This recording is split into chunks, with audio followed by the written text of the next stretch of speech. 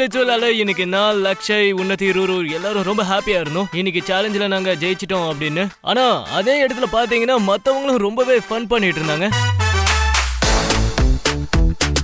இவங்களாம் தான் சேலஞ்சில தோத்துறாங்களே, ஆனா ஏன் இவ்வளவு சந்தோஷமா இருக்காங்கன்னு தெரியவே இல்லை.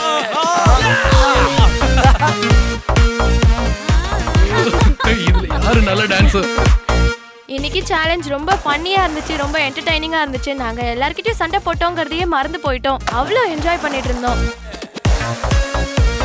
அந்த பெரிய ஜெட்டியால எங்களோட மெயின் ஜெட்டி கிழிஞ்சிருமோன்னு எங்களுக்கு ரொம்ப பயமா இருந்தது. திக்விஜயும் உன்னத்தியும் டேட்டுக்கு போனது எனக்கு சுத்தமா பிடிக்கல தான். ஸோ நானும் அதை கடந்து போகணும்னு நினைச்சேன். அதனால நான் சச்சின் கூட டேட்டுக்கு வந்தேன்.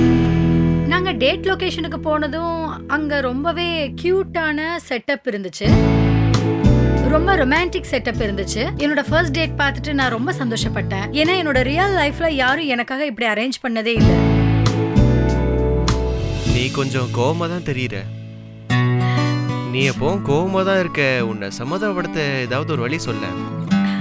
நீ எப்பவுமே கோவமா தான் இருக்க. உன்னை சமாதானப்படுத்த ஏதாவது ஒரு வழியை சொல்ல.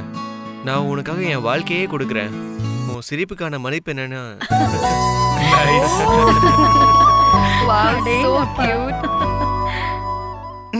ஆக்சுவலி எனக்கு ஒரு சின்ன பிரச்சனை ஒன்று இருக்கு.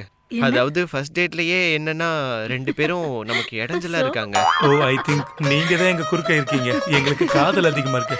உங்களுக்கு இது புதுசு தானே.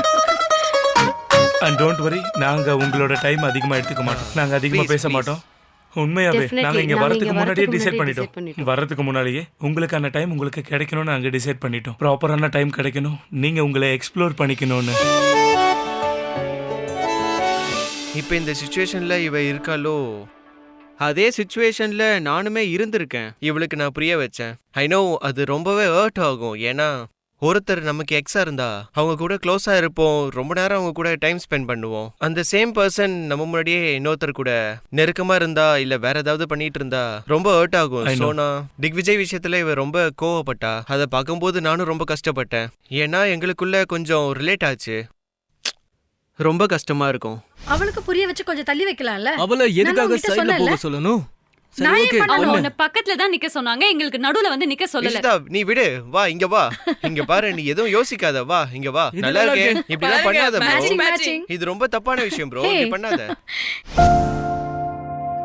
பொதுவாவே எனக்கு ரொம்ப பிடிச்சிருந்தது. ஏதோ ஒரு மோட்டிவ்ல வரல. ஜெனரலா எனக்கு நீங்க புரிய வைக்க தான் வந்தீங்க. I can understand Ishita, you to control your self. அந்த விஷயத்துல எனக்கு லாஜிக் தெரிஞ்சது.